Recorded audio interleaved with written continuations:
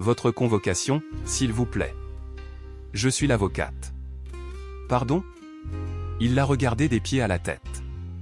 Lentement. Trop lentement. Et elle a tout de suite su ce que son cerveau pensait. Pas possible. Pas elle. Pas avec ses cheveux. Pas avec cette peau. Elle n'a rien dit. Elle a juste répété, un ton plus bas. Je suis l'avocate de la défense. Affaire 37B. Madame Dieille. Le jeune agent de sécurité a reculé d'un demi-pas, confus. Il n'avait pas prévu ça. Attendez ici un instant. Je vais demander au greffe. Elle a croisé les bras. Inspiré. Expiré. Ce n'était pas la première fois.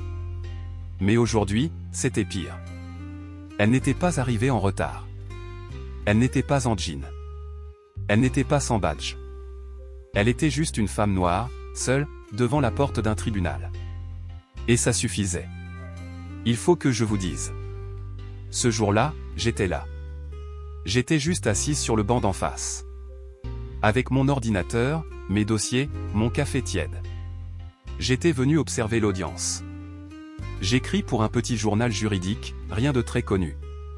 Et j'aime bien voir les audiences moi-même. Pas juste lire les comptes rendus secs des greffiers. Et j'ai vu la scène. Une femme, élégante mais sobre, blazer noir, sac en bandoulière, coiffure tressée, lunettes fines. Elle parlait calmement. Mais son visage disait tout. Encore. Encore une fois. Il faut que je prouve que j'ai ma place. Et en face d'elle, un jeune agent, sans méchanceté, mais avec cette gêne maladroite, celle qui cache le préjugé mal assumé. Le greffier est sorti 5 minutes plus tard, le pas pressé. Madame Dieille. Veuillez m'excuser, bien sûr, entrez. On vous attendait. Le ton était gêné, trop sucré pour être sincère. Elle n'a pas souri. Elle a hoché la tête. Et elle est passée sans un mot. Moi, j'ai fermé mon ordi. J'ai suivi. Dans la salle d'audience, l'ambiance était tendue. Le dossier était sensible, un jeune homme accusé de vol avec violence. Rien de clair dans le dossier. Beaucoup de zones grises. Beaucoup de regards déjà fermés. Et puis elle est entrée. Certains se sont retournés. D'autres ont fait semblant de rien. Mais on sentait un léger flottement. Comme un « Ah, c'est elle ». Elle s'est installée. A ouvert son dossier. Pas un mot de trop. Le juge l'a salué. Maître Dieille, bonjour. Vous avez bien reçu la note complémentaire du parquet? Oui, monsieur le président.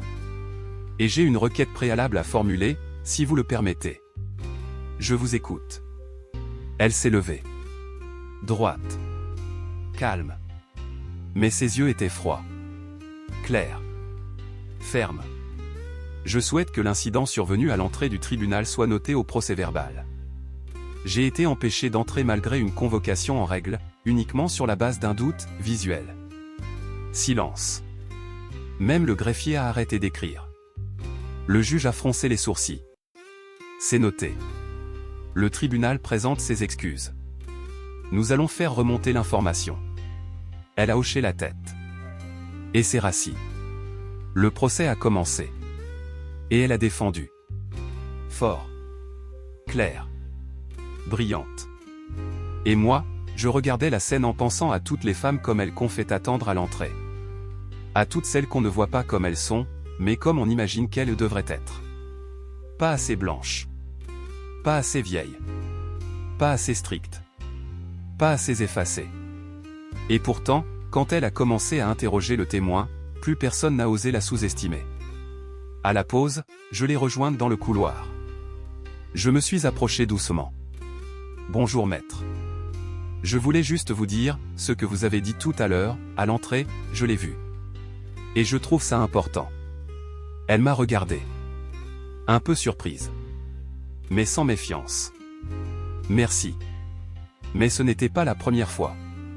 C'est juste que cette fois, j'en avais assez. Est-ce que je peux vous poser quelques questions? Je suis journaliste. Indépendante. Je couvre les audiences. Elle a souri. Pas un grand sourire. Mais sincère. Posé. Mais je ne réponds qu'aux vraies questions. Pas aux questions polies. Pourquoi vous continuez, malgré tout ça? Elle m'a regardé droit dans les yeux. Parce que si je pars, ils auront gagné. Et surtout, parce que quand je suis là, une petite fille noire qui passe dans ce tribunal peut se dire « Ah, c'est possible ». Et là, j'ai su que cette histoire, je devais la raconter.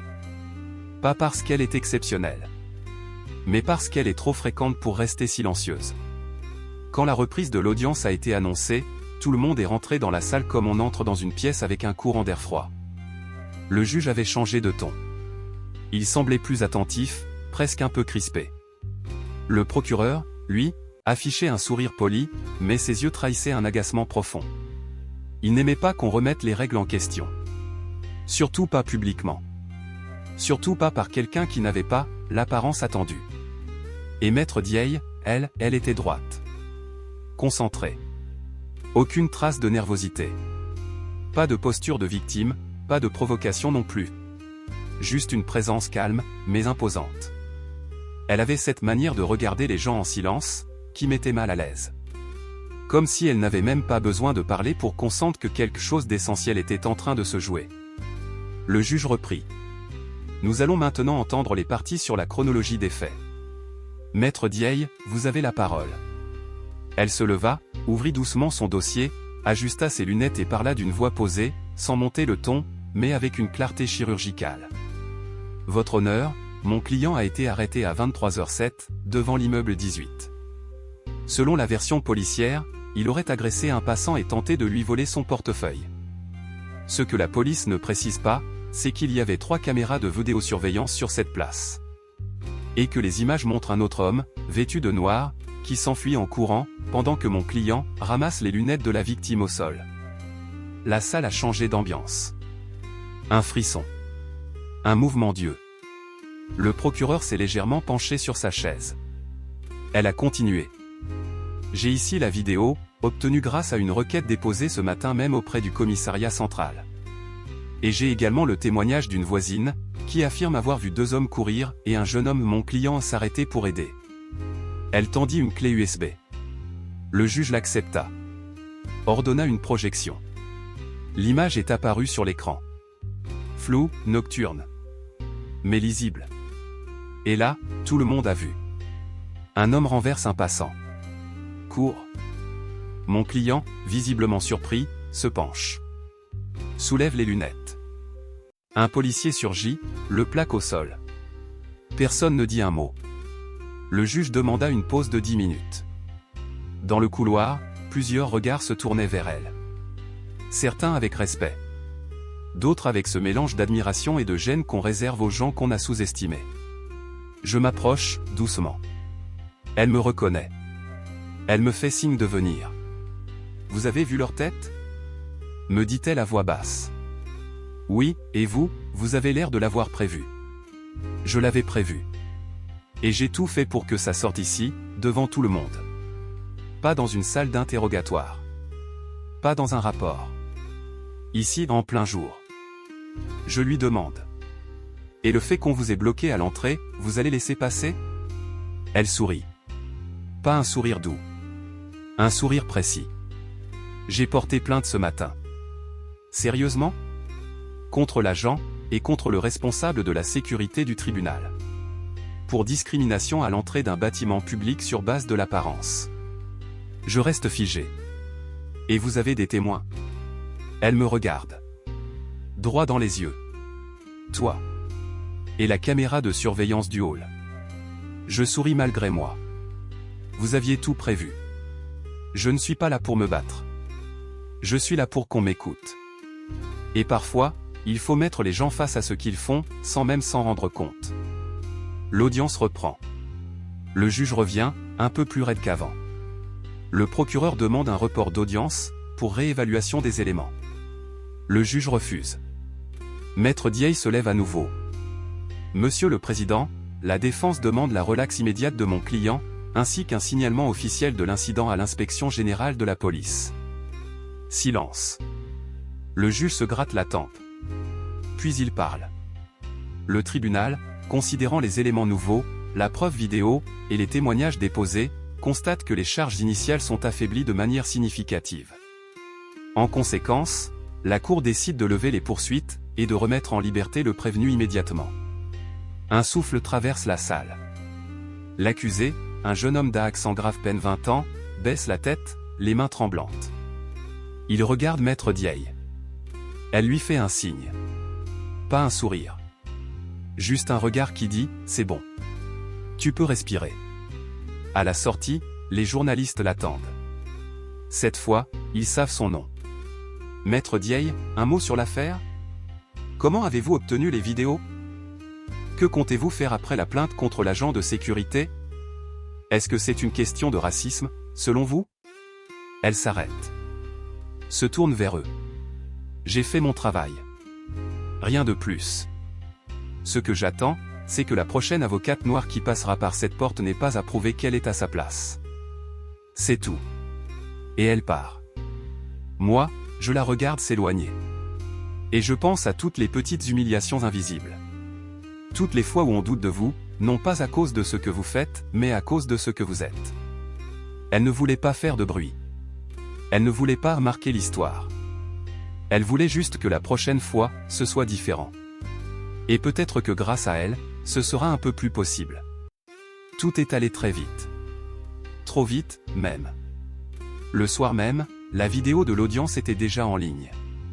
On y voyait Maître Dieille, debout, posé, expliquer calmement comment son client avait été arrêté à tort. On voyait les images de la caméra. On entendait même quelques murmures dans la salle. Mais ce n'est pas ça qui a tourné en boucle. Non. Ce qui est devenu viral, c'est la vidéo de l'entrée. L'instant précis où l'agent de sécurité lui dit « Les avocats ne passent pas par ici, madame. » Et elle qui répond, sans hausser le ton « Je suis l'avocate. Vous m'empêchez de faire mon travail. » Cette scène, filmée par une étudiante en droit présente sur place, a été vue 3,4 millions de fois en 48 heures. Et là, c'était parti. Les titres sont tombés les uns après les autres. Elle défend un innocent. On la bloque à l'entrée du tribunal. Avocate noire, compétence niée, le racisme ordinaire en pleine lumière. Maître Dieille, calme, courage et justice dans un monde de préjugés. Les débats télé ont commencé. Les invitations à des plateaux, des émissions, des interviews pleuvaient. Un grand quotidien a même publié un portrait avec un titre que, franchement, elle n'a pas du tout aimé. La femme qui fait trembler la justice. Quand elle l'a lu, elle a levé les yeux au ciel. Trembler? La justice? Faut arrêter. J'ai juste fait mon boulot. Mais proprement. Visiblement, ça suffit pour choquer. Je l'ai revue 3 jours plus tard, dans un petit café près du palais. Elle était en t-shirt, basket, sans maquillage. Son téléphone vibrait sans arrêt. Elle le mettait en silencieux à chaque fois. Je reçois des messages de partout. Des soutiens, des propositions, des gens qui me disent « Vous êtes un modèle ». Ça me fait quelque chose, bien sûr. Mais c'est bizarre aussi. Pourquoi? Elle m'a regardé franchement. Parce qu'hier, j'étais invisible. Et aujourd'hui, je suis une héroïne. Mais je suis la même personne. C'est le regard des autres qui change. Et ça me fatigue. Elle a bu une gorgée de thé. Ils veulent tous m'attraper. M'avoir dans leur émission, leur colloque, leur projet de loi, leur campagne. Et tu sais quoi? Je sens qu'ils ne m'écoutent pas. Ils me veulent pour cocher une case. Pour dire regardez comme on est ouvert. Et t'en fais quoi? Je refuse. Poliment. Mais fermement. Elle m'a montré son écran. Une proposition d'émission de télé. Ils veulent faire un débat sur peut-on encore faire confiance à la justice, avec moi, un député, un ancien policier, et une influenceuse féministe. Elle m'a regardé. T'imagines? J'ai pas le temps pour les talk-shows. J'ai un client à défendre. Étage 15 autres dossiers derrière. Malgré tout, certaines choses ont changé. Le barreau l'a contacté. Pour lui proposer de rejoindre un comité sur la discrimination dans les institutions judiciaires. Elle a accepté. Mais à sa manière. Je veux pas qu'on m'y mette comme la caution diversité. Si je suis là, c'est pour agir. Pour changer les procédures. Former les agents. Mettre en place des recours. Et elle l'a fait. Discrètement. Sans caméra. Mais efficacement. Le directeur du tribunal a été convoqué. L'agent de sécurité formellement sanctionné. Et une nouvelle note a été envoyée à tout le personnel, ne pas se baser sur l'apparence pour évaluer la fonction d'une personne entrant au tribunal. C'est fou qu'on doive l'écrire. Mais il fallait le faire. Pendant ce temps, d'autres prenaient sa voix, pour en faire autre chose. Un parti politique a repris une de ses phrases dans une affiche. La République, c'est l'égalité, pas l'apparence. Sauf qu'elle n'avait jamais dit ça. Une marque de vêtements a voulu faire une campagne autour d'elle. Droit. Élégante. Engagée. Elle a répondu sèchement. Je suis pas une égérie. Je suis une avocate. Un collectif militant a sorti une vidéo montée avec de la musique dramatique, des ralentis, des citations sorties de leur contexte. Sa voix. Son visage. Mais pas son message. Elle a publié un tweet. Simple. Sans colère. Juste, clair. Je ne suis pas une icône. Je suis une professionnelle. Je ne veux pas qu'on parle en mon nom. Je sais très bien parler toute seule. Et là, un autre respect s'est installé. Mais ce qu'elle a vraiment apprécié, c'est les messages silencieux. Une lettre, écrite à la main, par une lycéenne. Je veux devenir avocate. Mais je pensais que je n'y arriverais jamais. Vous m'avez montré que je peux. Un SMS d'une ancienne collègue. Je suis désolé de ne jamais t'avoir défendu quand on t'appelait la stagiaire alors que t'étais déjà diplômée. Tu méritais mieux. Pardon. Et surtout, un matin, alors qu'elle entrait dans un autre tribunal, un agent de sécurité lui a ouvert la porte en souriant. Bonjour maître. Elle a souri à son tour. Mais doucement. Parce que ce sourire, il n'efface pas le reste. Mais il montre que quelque chose, quelque part, a bougé. Je l'ai rejointe quelques jours plus tard, chez elle, pour lui poser une dernière question. Qu'est-ce que tu veux que les gens retiennent de tout ça? Elle a réfléchi longtemps. Puis elle m'a dit. Pas moi. Pas mon nom. Pas mon visage. Alors quoi?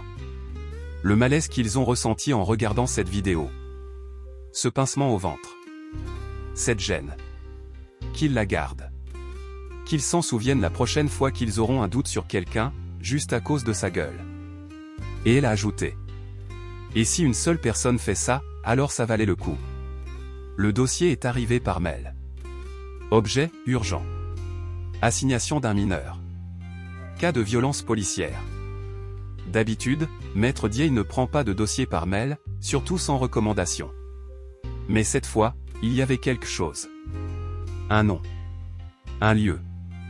Un contexte qui lui a parlé tout de suite. L'adolescent s'appelait Malik. 16 ans. Sans casier. Élève calme.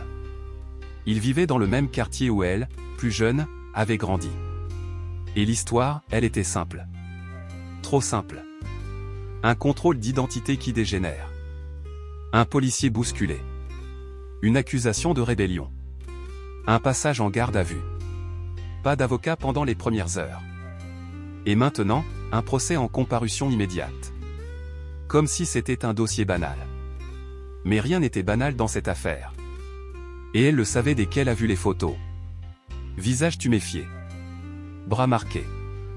Regard brisé. Elle a appelé la mère du garçon. Directement. Madame, je suis Maître Dieye. J'ai vu votre demande.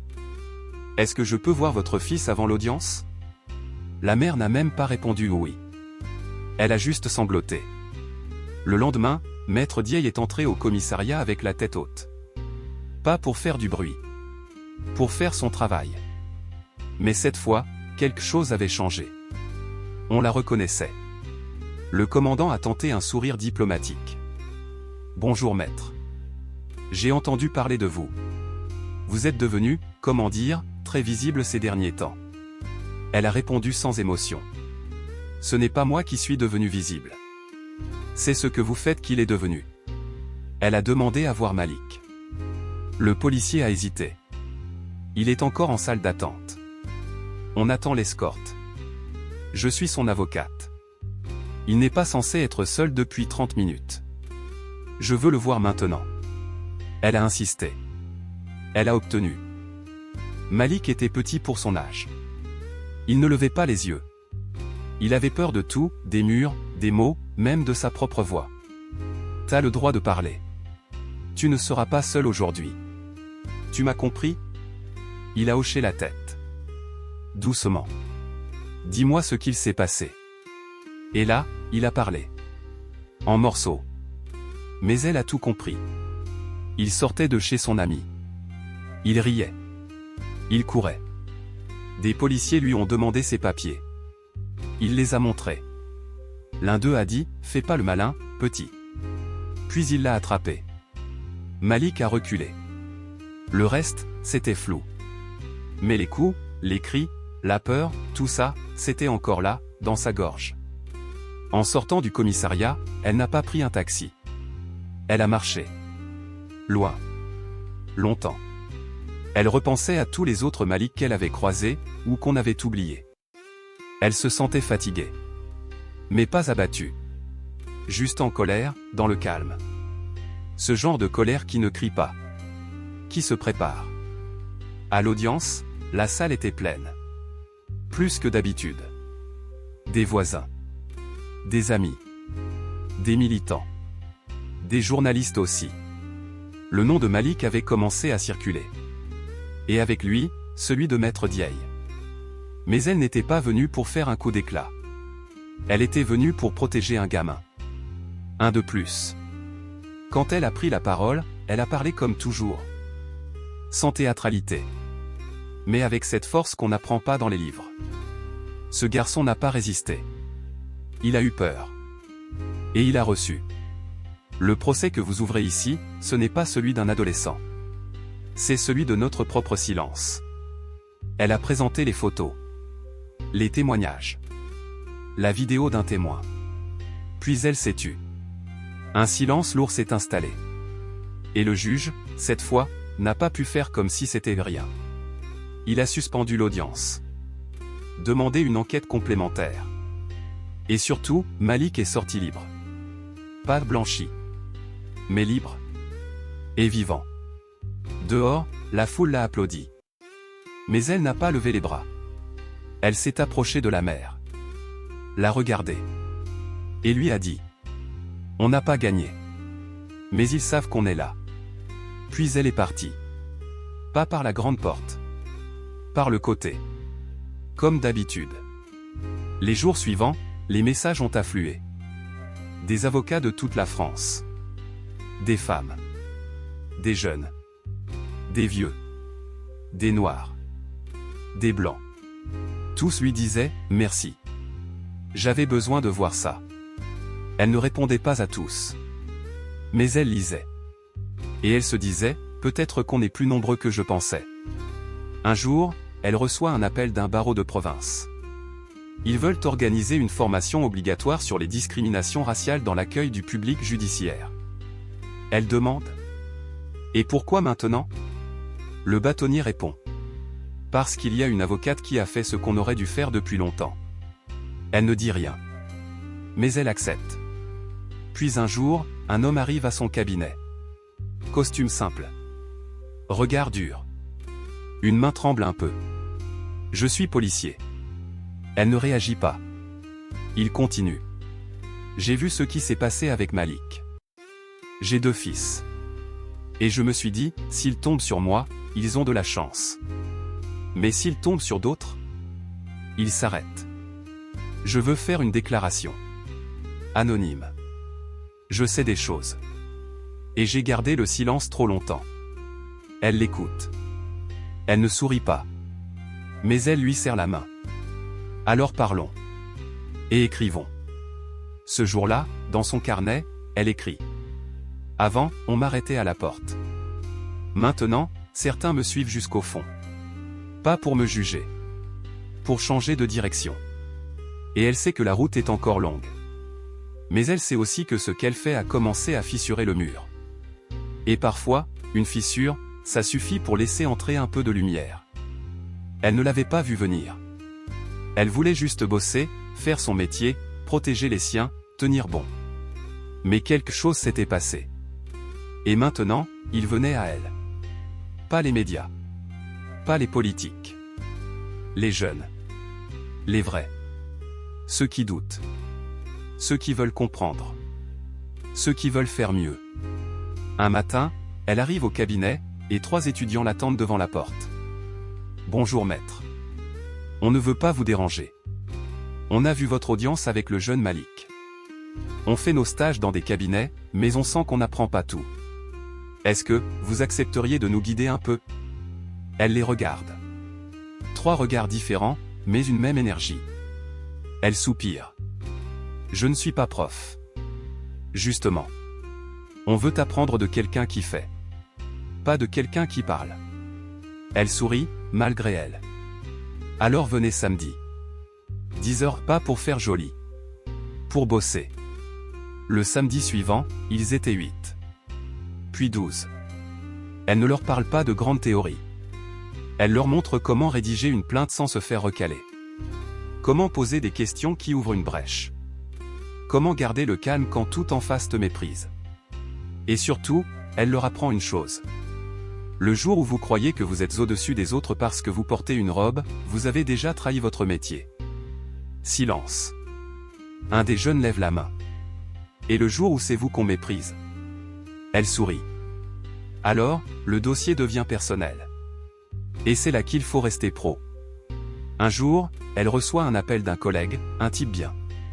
Fanta, je préfère te prévenir, ton nom commence à circuler. Circuler où? Dans les couloirs du ministère. Il y en a qui disent que tu remues trop. Elle ne répond pas. Il insiste. Je te le dis en ami. Fais attention. T'es trop droite pour ce monde. Elle rit doucement. Je suis droite parce que j'ai mal au dos quand je me plie. Il rit aussi. Mais pas longtemps. Juste, garde un œil ouvert. Et effectivement, les signaux ne tardent pas. 2 dossiers importants lui sont retirés. Officiellement réattribués. Une demande de subvention pour une association avec laquelle elle travaille est mise en attente. Un média qui voulait faire un portrait recule au dernier moment. Le timing n'est plus favorable. Elle comprend. Ils ne peuvent pas la faire taire. Alors ils essaient de l'isoler. Mais cette fois, c'est trop tard. Autour d'elle, il y a des voix. Des dossiers. Des élèves. Des mères. Des juges aussi, parfois. En silence. Et surtout, elle ne cherche pas à briller. Elle cherche à passer le flambeau. Un jour, une de ces jeunes stagiaires arrive avec les larmes aux yeux. « Je suis désolé maître. Je me suis énervé à l'audience. Le juge m'a humilié. Il a dit que je jouais à l'avocat de télé. » Elle l'écoute. En silence. Puis elle pose sa main sur son bras. « Tu as fait ce qu'il fallait. Tu as défendu. Tu as réagi. Et maintenant, tu vas apprendre à faire la même chose, mais en les regardant droit dans les yeux, sans hausser la voix. » La jeune hoche la tête. « Tu sais, ils nous veulent nerveuses. Parce que ça justifie leur mépris. Fais-les douter en restant calme. C'est ce qu'ils supportent le moins. » Pendant ce temps, d'autres choses avancent. Un centre d'aide juridique, créé par des bénévoles, commence à se structurer. Pas à son nom. Elle a refusé. Ce n'est pas mon projet. C'est un outil. Il faut qu'il serve, pas qu'il m'admire. Et ils l'ont écouté.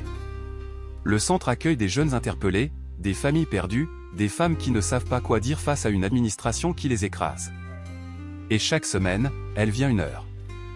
Pas pour faire des discours. Pour lire des dossiers. Corriger une requête. Traduire un jargon. Et chaque fois qu'elle part, quelqu'un dit. Elle ne parle pas beaucoup. Mais quand elle dit un mot, on comprend tout. Mais le pouvoir, lui, n'a pas renoncé. Un jour, un député prend la parole à l'Assemblée. Il faut que la justice redevienne impartiale. Il y a aujourd'hui des figures médiatiques qui, sous couvert d'engagement, déséquilibrent le débat judiciaire. Sans la nommer. Mais tout le monde comprend. Elle le regarde à la télé. Sans réaction. Puis elle ferme l'écran. Et elle reprend son travail. Un journaliste lui demande. Est-ce que vous vous sentez menacé? Elle réfléchit. Non. Je me sens attendue au tournant.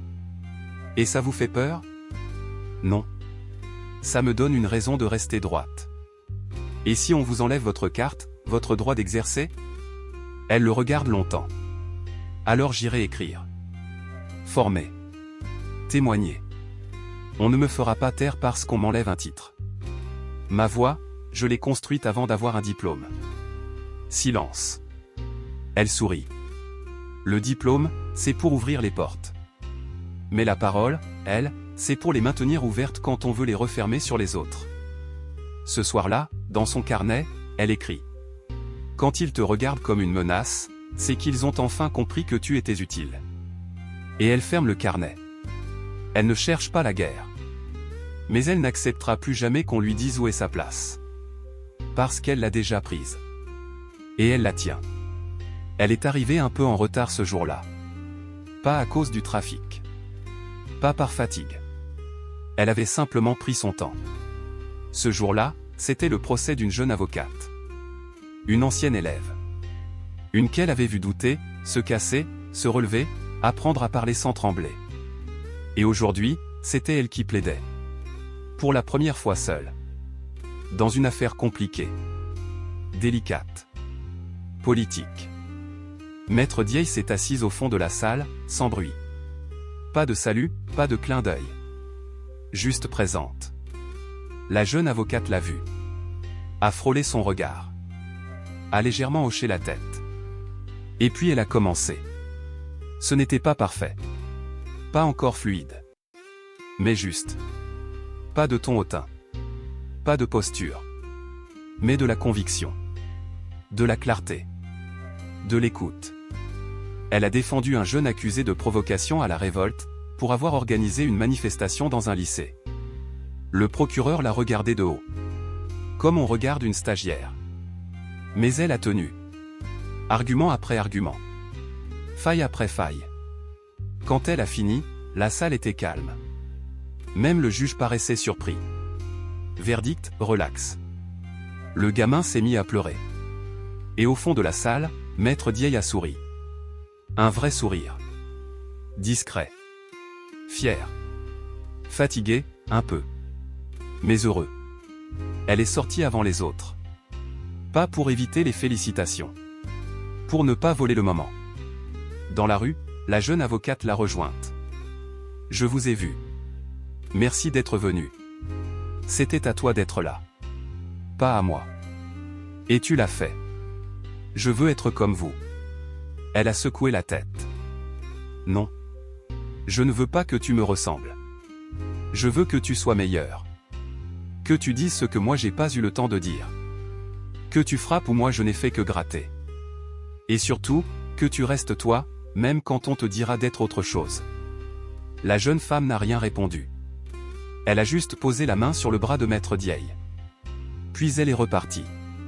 Le soir même, Maître Dieille est rentré chez elle, seule, comme souvent. Elle a préparé un thé. A ouvert la fenêtre. A écouté la ville respirer. Puis elle a repris son carnet. Et elle a écrit. Ce n'est pas en criant qu'on fait le plus de bruit. C'est en ne se taisant jamais, même quand personne n'écoute. Elle a fermé le carnet. Et elle s'est dit, maintenant, je peux me taire un peu. Les autres parlent. Quelques semaines plus tard, une fresque est apparue sur le mur d'un bâtiment universitaire. Pas un portrait. Pas une statue.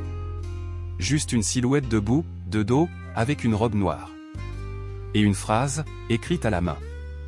Si on vous empêche d'entrer, ouvrez la porte pour les autres. Aucun nom. Aucune signature.